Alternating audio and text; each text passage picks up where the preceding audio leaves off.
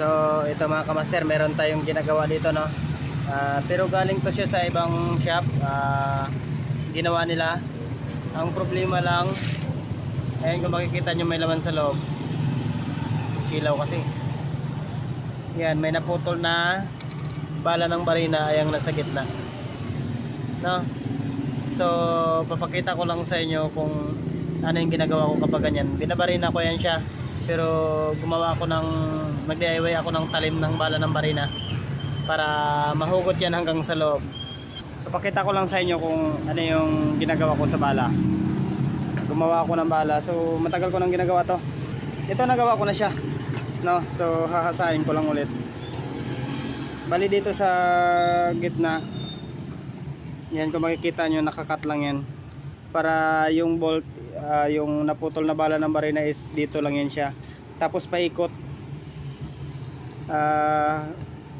huhukayin ng barina, maiwan lang yung gitna. Tapos putulin nyo lang yung yung lampas na bala ng barina. Kapag lumitaw na siya, putulin nyo lang, pukpukin nyo lang doon, magwan lang kayo ng pamukpok na maliit, tapos barinahin nyo na naman ulit. Ayan yung ginawa natin, no? So ito, kalaliman lang natin ng konti.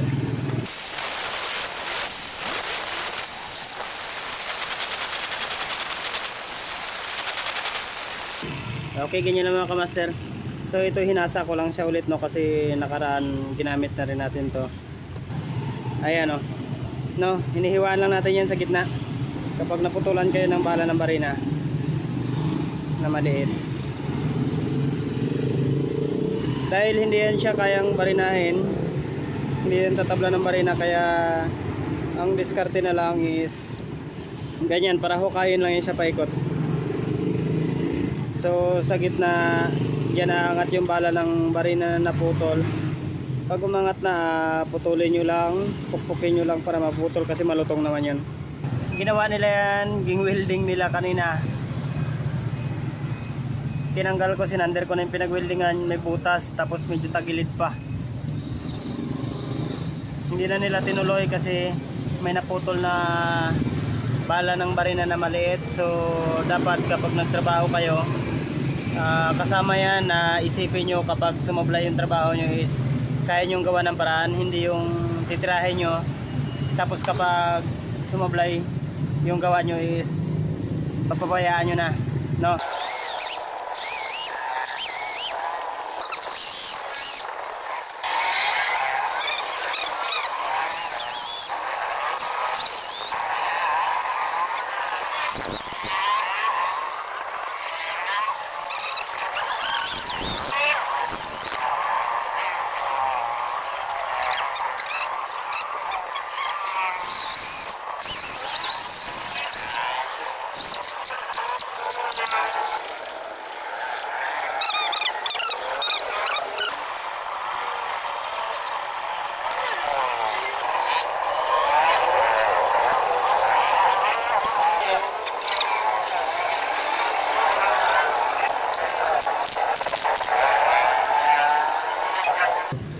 Ayan, okay, natapos na natin yung motor ni sir. So ayan, napalitan na natin, palitan niya na lang yung nut nito.